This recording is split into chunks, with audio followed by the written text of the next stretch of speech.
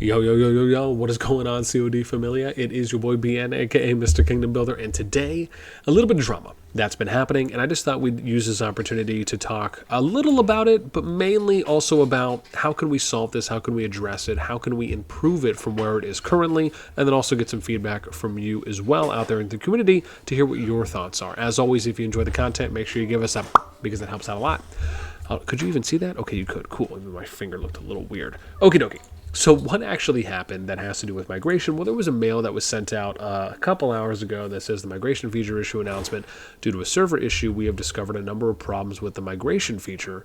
We are working to restore the feature as soon as possible and will inform you by in-game mail as soon as we can. Now, bear in mind, for those of you that have migration going on currently, there are 9 season T1, and I'll just show you them. It might be easier to kind of give you the visual aid. So ST1 -1 through ST1-9 are currently in their migration phases. Also, there is, I think it's 80, I have to remember these numbers here. I think it's 77, 78, and 79 here that are also in their migration phases too. I actually had wrote this down on a list that I have here. Yes, that's right. 77, 78, and 79.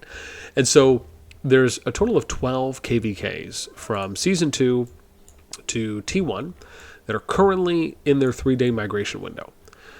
It is being reported, as far as what is actually happening, that some kingdoms have been able to get more players in beyond their full activity status. And to give you an example of that, that's where if you were to go here, profile, you go to your magnifying glass, and you see red, that indicates your activity status is full.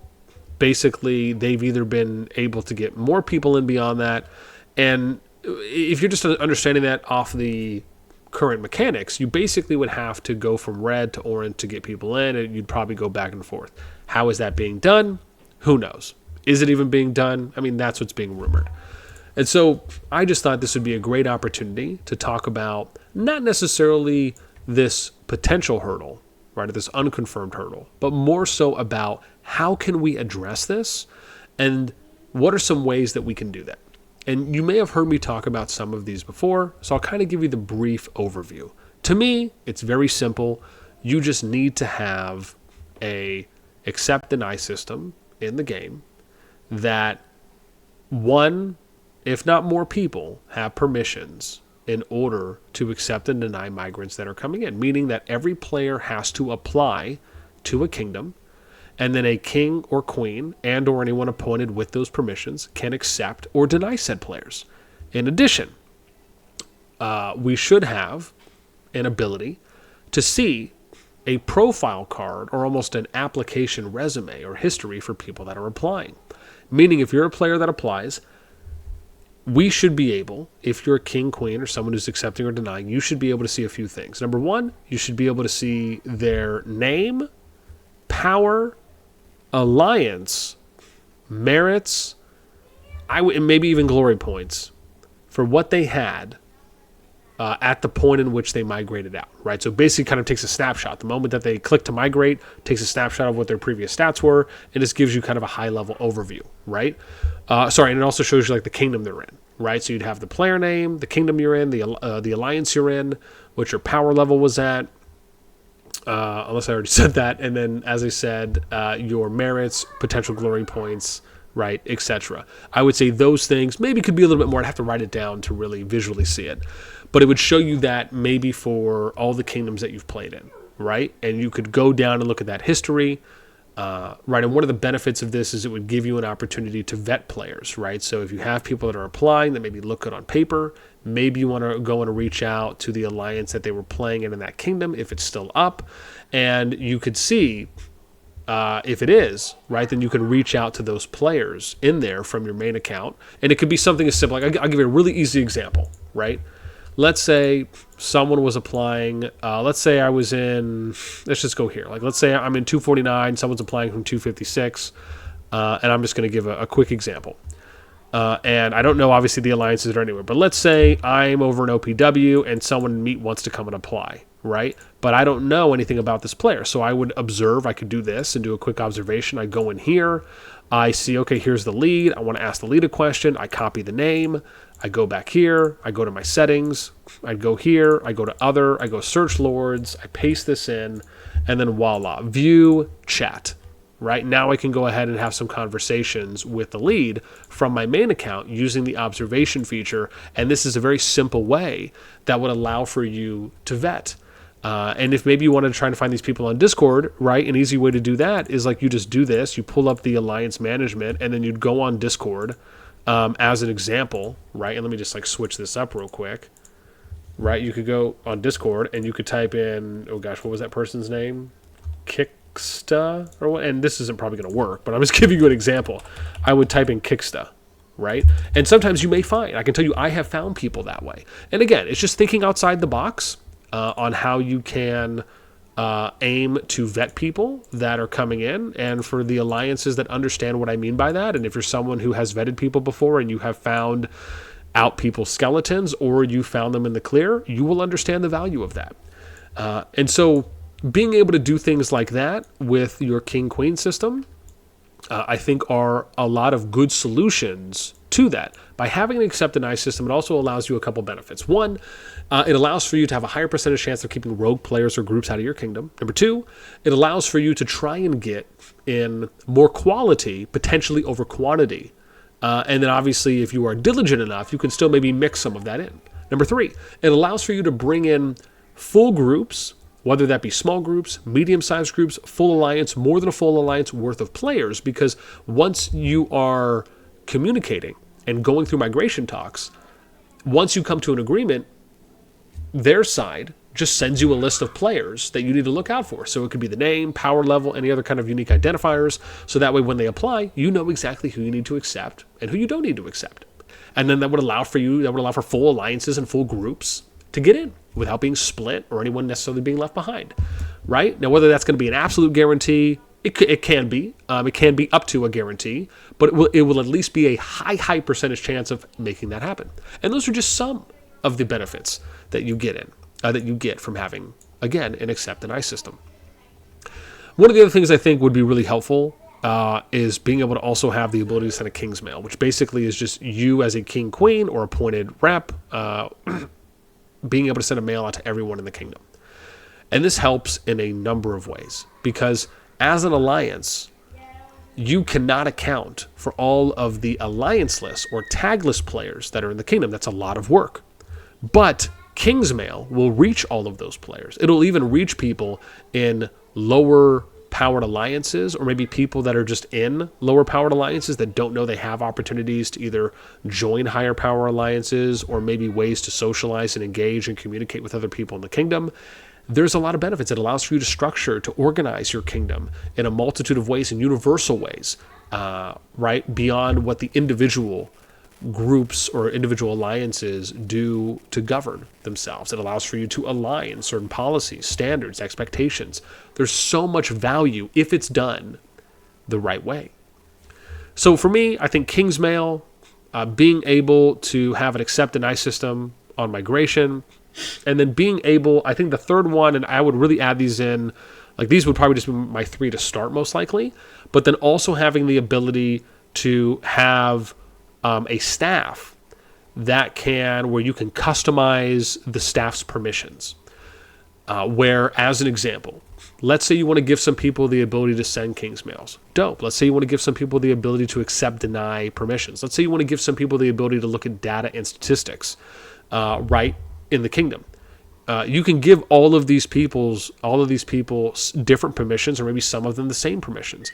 But I really think that we should almost be looking at kingdoms as a way to be autonomous or self-govern themselves, where the developers almost look at kingdoms as a way of how can we make your quality of life better? Because one of the most important things that I think is very much not talked about is that alliance leaders and officers are basically working for developers or working in the game company as volunteer supervisors, as volunteer team leaders. They are extensions of wanting the same exact things that developers want. And I'll tell you what the number one most important thing is that a developer wants, just as much as it's the number one most important thing that an alliance wants. And these things cannot be more aligned and tied at the hip. It is wanting to, number one, keep the game and an alliance as active as humanly possible, right? You want to try and get to 100% activity, or as many new people coming in and having your retention as high as possible, meaning the people that are playing in your alliance or playing your game are staying. They're not leaving. Conversely, on the opposite side, you want to have your attrition rates as low as possible, meaning the people that are leaving your alliance or leaving the game. These are the most important things that directly tie into, one, an alliance's success, and two, a game success. It's one and the same. We are in the same boat. It's a rising tide lifting all boats. And again, if you've played as long as I have, and you have been in as many different kingdoms, as many different alliances, and have had the opportunity to speak to so many fantastic people within the genre across the number of games that I've played, at least from my time and in my experience, right, you start to learn these things, right? Especially if you're approaching things with kind of an outside-the-box mentality, you're really wanting to educate yourself, right? And I tell this to people all the time, but, when I played Rock, I had over 300 characters in different kingdoms. In Infinity Kingdom, I had, I think, 175 characters. In Call of Dragons, I think, I'm actually not on my main right now, or I am on my main, I'm not on my scout. But I can tell you right now I have 356 characters, or 357, so I'm probably missing the most recent kingdoms, but I have a character in every single kingdom with exception of the newest couple. And I do this because I like to research, I like to study, I like to collect data, I like to educate myself. And you learn a lot. When you have an opportunity to go and look at other kingdoms, other KVKs, you can expand your knowledge, your experience, and your understanding to be beyond what you may just view something as. And you never know when you're going to learn something.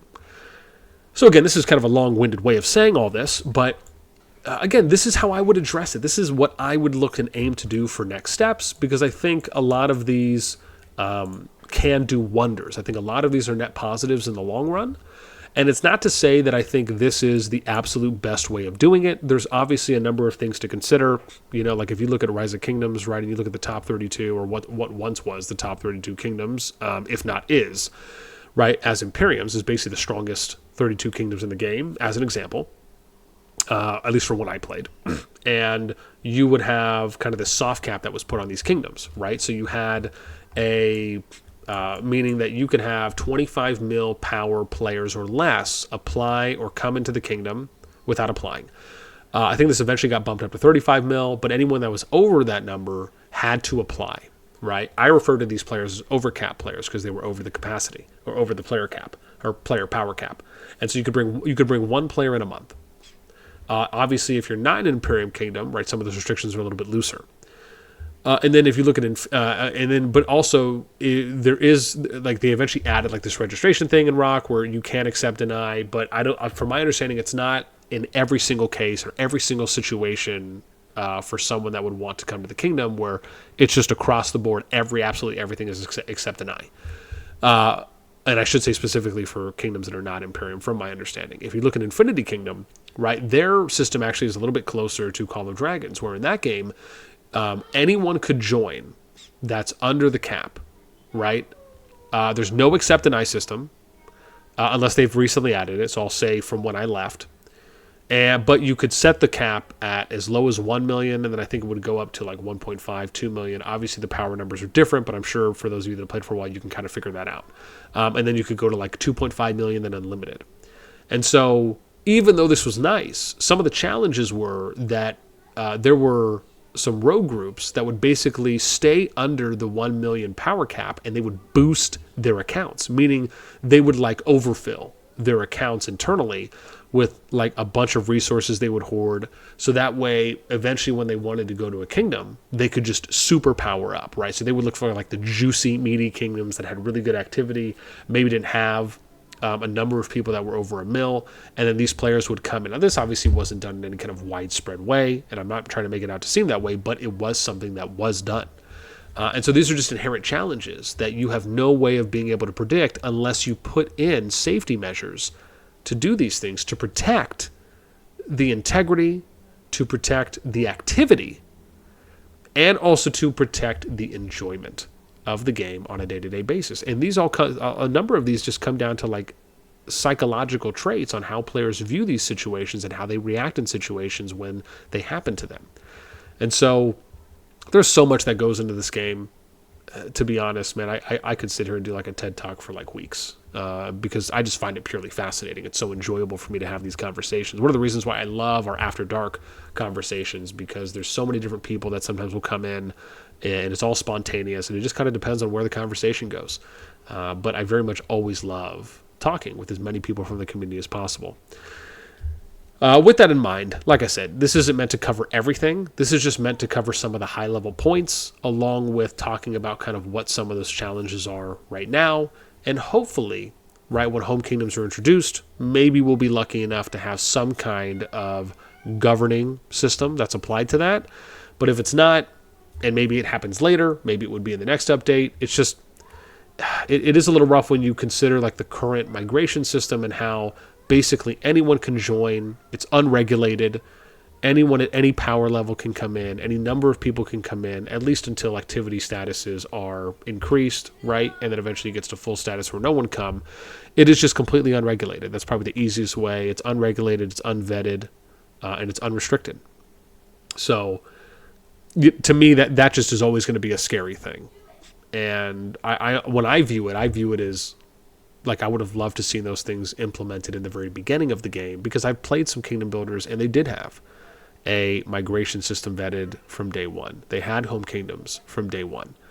And there's just so many kingdom builders that are out there right now that, to me, I don't want to come off and say like it's an excuse, but to me, it feels like a disservice. Let me say that. It feels like a disservice to not educate ourselves or to not look at these other kingdom builders and say, okay, well, what are we learning from them? What are we taking away from them? And let's try to have those things in the game right as early as possible.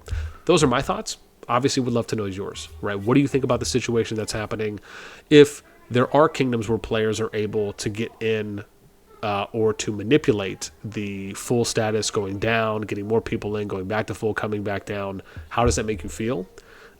Do you agree or disagree with some of the things I mentioned about how we can go about improving the system so it can be a better day-to-day experience and a better overall experience for all the players that are still playing and love the game and want to keep playing? And if you have any other thoughts and any other ideas that maybe I missed, let me know. Anything and everything down below. That's going to do it for me. As always, until next time, I'll catch y'all later.